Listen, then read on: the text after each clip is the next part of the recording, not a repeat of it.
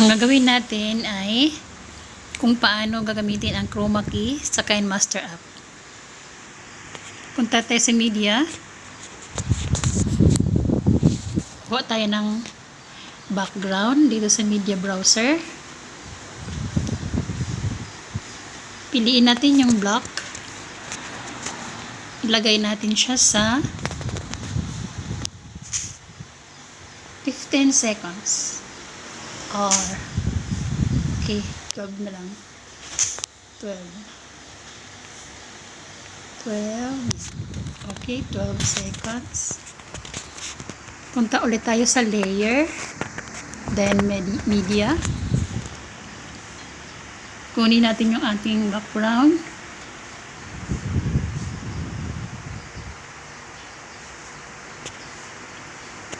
Na bahay kubo.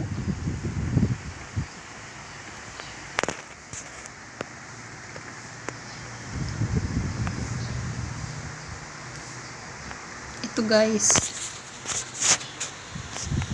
Ating bahay kubo.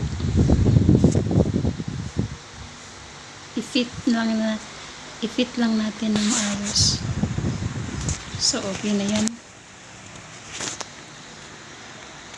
Tapos, gawin din natin siyang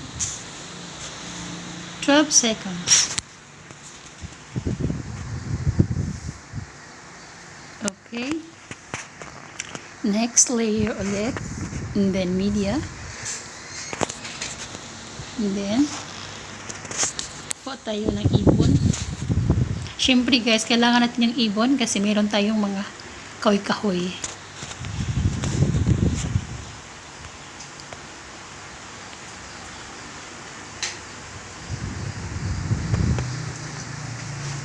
So, i-edit muna natin.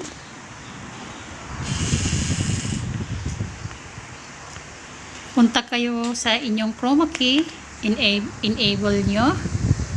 At tapos piliin nyo yung green sa baba.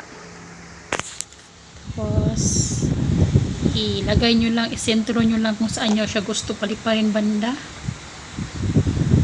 Yan.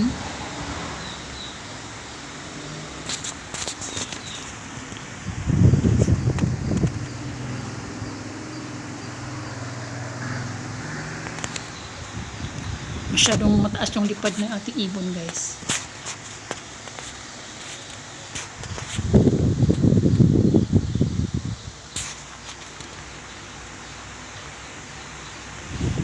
Yung chroma key natin, i-adjust down natin.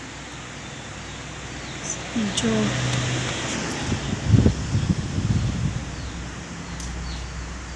so, yun. Tapos, i-adjust din natin yung speed.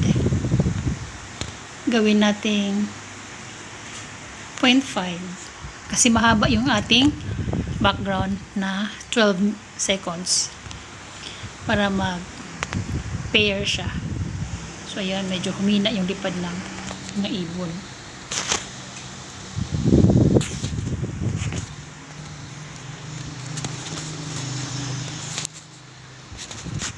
Punta tayo ulit sa layer and in media. Lagyan natin guys ng, syempre may bahay doon, lagyan din natin ng tao. So ayan, ating batuta batang naglalakad. So ganyan guys, ayan, naglalakad siya. So ngayon, ito na yung gamit ng chroma key ninyo.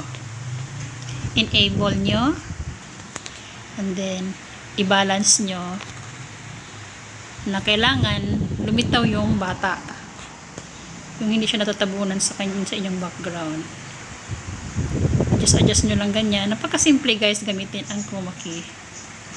Kailangan marunong lang kayo magtimpla sa background nyo. Yung mukhang hindi naman siya halatang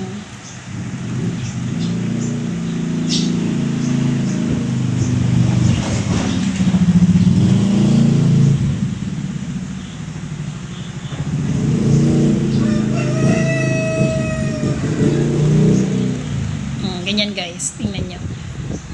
Yung may symbol na tao, so ganyan yung use niya, yung gamit niya. Para mag-adjust yung kulay, magbe-blend siya doon sa background. Okay, tingnan natin. So, yan. Nawala na yung green.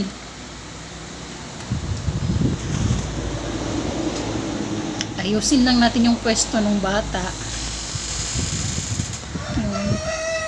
Mukhang realistic naman yung kanyang paglakad.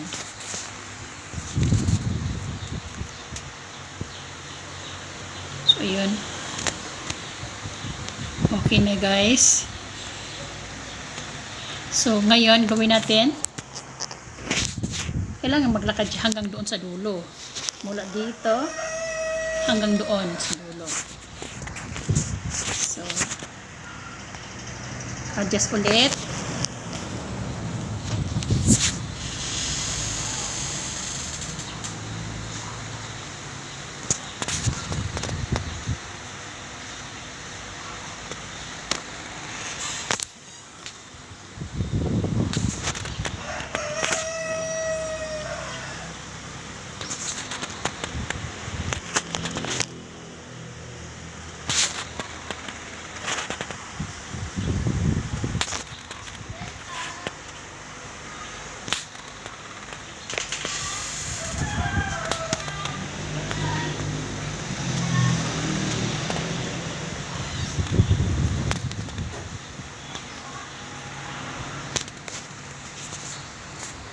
Play down natin.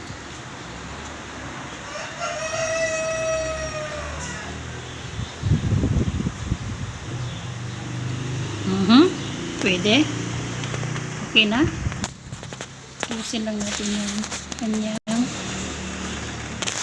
guys.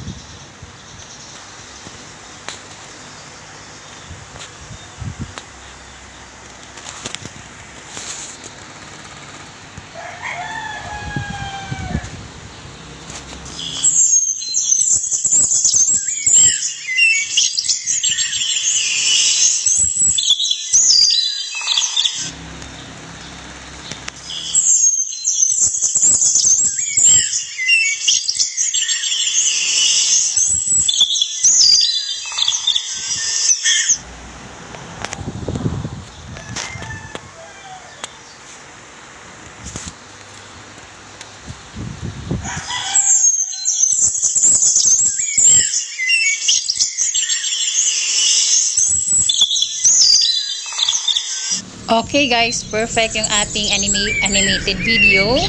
Nagawa natin. At kayo rin, sana nasundan nyo yun. Thank you for watching. Bye. See you in my next vlog. Thank you guys.